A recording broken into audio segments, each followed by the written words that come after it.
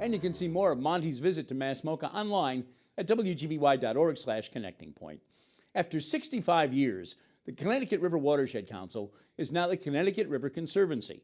Executive Director Andrew Fisk came in to explain that rebranding and discuss his concerns about current federal moves in environmental policies and protections. It's a celebration of 65 years. We've said that we've done great work and we've got another 65 years ahead of us. And so what we've done is put a lot of thought into what we do and how we do it.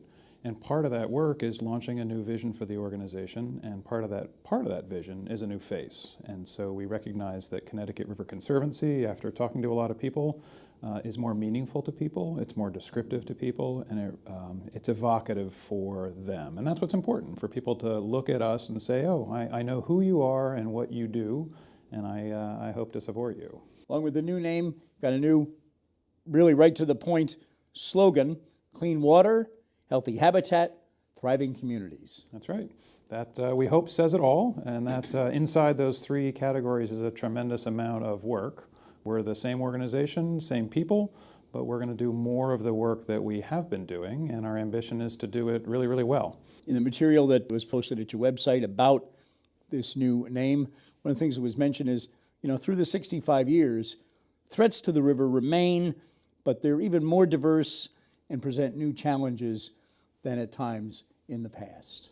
Exactly. And I think what I hope people hear us say is that we've made tremendous progress. We have invested decades and hundreds of millions of dollars, and we are doing a terrific amount of good work, and our river is a great place to recreate and take sustenance from. But we have a lot more work that still needs to be done. We have a lot of infrastructure that needs to be improved. We are living in a changed climate, and so those threats are very real, and they are going to take decades for us to adapt to and become more resilient. One of the things that has always kind of fascinated me about what you do is you've got four very distinct, and in each in their own way, different states that the watershed, if you will, runs through: New Hampshire, Vermont, Massachusetts, and Connecticut. So everything you do, you're dealing with the four different state governments, four different environmental and or water agencies, and that's a challenge.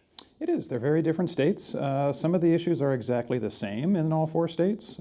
Some of them are very, very different. And so, yeah, if you're in the State House in Montpelier, you're probably having a different conversation when you're in the State House in Hartford. And we are in all four of those state houses having those conversations. And we're also in all of the 35 tributaries at one point or the other. So yeah, there are differences, and you got to be attuned and sensitive to that. We know that there's people in Connecticut who know that their part of the river is the best and deserves the most attention, and then you've got people in Vermont and New Hampshire that feel the same. So we have to apply our work equally across the watershed. As we sit here and talk about really anything environmental, I don't think today, right now, we can do that without at least taking some look at what's being talked about, if not yet done, at the national level. As an environmentalist, as the protector, ultimately, of the Connecticut River, how concerned are you about the discussions we're having and the ideas that are being put forward now? Yeah, as an organization, we couldn't disagree more with the current administration. I think when we know when we look in the short term and the long term, when you manage for ecological abundance, economic abundance is going to follow. And so we don't agree with the argument, the rationale, the reason at all for the proposals that are being put forward. And so at this point, we haven't seen really anything positive coming out of the environmental agenda from the current administration, whether that's energy, climate, environmental. The budget proposals are astonishingly bad on any number of counts. The administration seems to say that the states are the laboratory of innovation and the states are where you do the best work. We agree with that in some form. So why on earth would you cut their budgets by at least 30%? We think this is an all-out assault, and the underlying rationale is wrong. And I think what we have here in New England is a really good story to tell, because since the 1940s, we've been working on environmental standards and goals, and it's been bipartisan. And we have a really good story to tell the rest of the country that environmental protection benefits the economy and quality of life, and it's bipartisan, and it's not whether we're going to do something, it's how. And so we don't always agree in New England, either between the states or between the parties, But our legacy, our tradition, and frankly our accomplishments can tell the story to the rest of the country. The rhetoric is wrong. Is a tax the right way to go versus a cap and trade? That's the conversation we should be having, and we should be investing in our state and federal governments to be able to do the very important groundwork of regulations and goals and standards in a way that is going to realize both ecological and economic abundance. And in many respects, yeah, we're discouraged, we're angry, but so much of this work is still local. And there is such commitment locally, and there is so much that we will continue to do despite the rhetoric in Washington.